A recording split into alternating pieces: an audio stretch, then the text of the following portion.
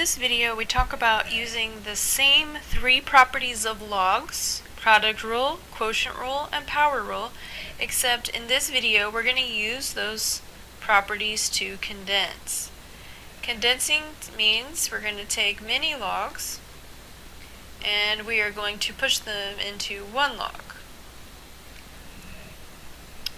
Typically means that the input in that single log gets more complicated.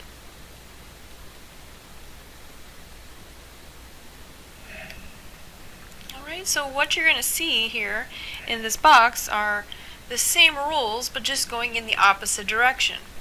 So in this case we have two logs where we're adding in between two separate logs of the same base. If we're adding in between two logs of the same base, we're going to smush this all into one log. So this is equal to one log, where we're multiplying in between the quantities from those inputs of those two different logs. So what comes before the plus and after the plus gets multiplied together inside of a single log. So for example, let's say that we have log base 4 of 2 and log base 4 of 32. If we're adding in between these two logs, that implies that we're going to take the inputs of those two logs of the same base and we're going to multiply them together.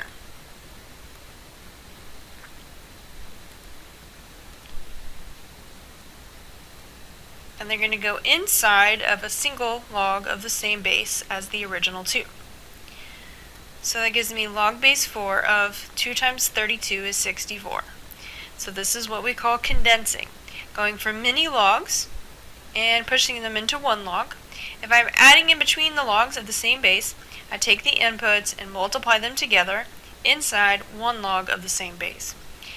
Can we simplify log base 4 of 64? So if I evaluate a log, we would rewrite it in exponential form. 4 to what power would equal to 64? The answer would be 3. So I can actually simplify this log all the way down to 3. So in this case our final answer would be 3. So we want to condense into a single log and then simplify if possible. Alright, in this example we have log and log, so we have two logs. The base of these two logs is 10. But this time we are subtracting in between. We have a straight line. If we are subtracting in between two logs, straight line in between two logs, that implies smushing everything equals to smushing everything inside one single log where I'm dividing between those two quantities. So we're going to take what's in the positive log and what's in the negative log. We're going to take those inputs and we're going to put them back inside one log as the top and the bottom of that single fraction. So if I am subtracting between two separate logs of the same base, and then inside of a single log I will be dividing. And we're going to keep a log of the same base. It's base 10. And we don't need to write base 10. Alright, so what's in the positive log is going to go at the top of that fraction.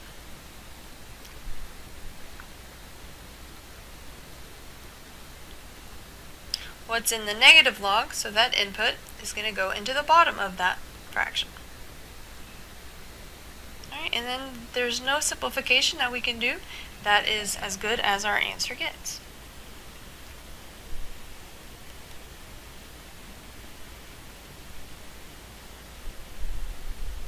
Alright, the last couple of examples are going to use a combination of product rule, quotient rule, and power rule. The power rule says that if you have a number multiplied out front of a log, then we're going to put that number back on as the power inside of the log. So it's going to become the power on all of the input inside of that single log. So in these last two examples, we're going to use the power rule. So in these last two examples, I see I'm adding in between two logs. However, there is numbers in front multiplied out front of the logs. Sometimes we call these coefficients of the logs. If we see a number out front of a log, before I can make use of any product rule or quotient rule, before I can deal with the adding or subtracting in between the logs, I have to put those numbers that are in front of the logs back on as powers. So this is using the power rule to condense. So that becomes natural log of x squared plus natural log of x plus 5, all of that raised to the power of 3. So the numbers out front of the logs become the powers on all of the input that is inside of that single log. Now I can deal with the adding part. So now that I'm adding in between two logs and I do not have a number in front of either log, now I'm allowed to use the product rule. So the product rule says that I'm going to take what's inside of each log and I'm going to multiply them together inside of a single log of the same base as the original two. That is as good as it gets.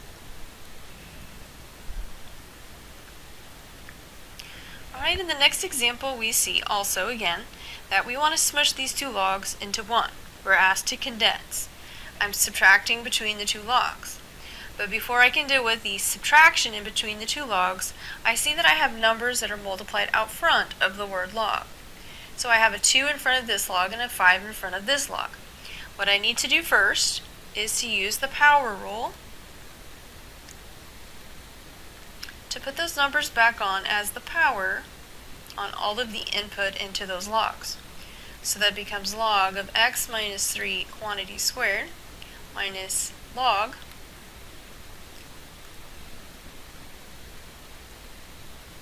of x to the power of 5.